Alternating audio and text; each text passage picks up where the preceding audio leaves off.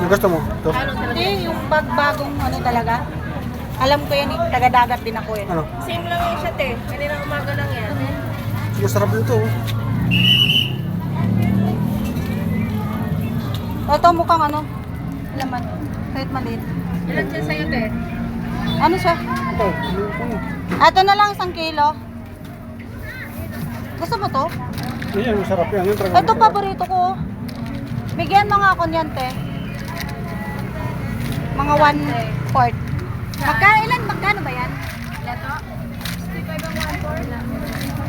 1/4 lang.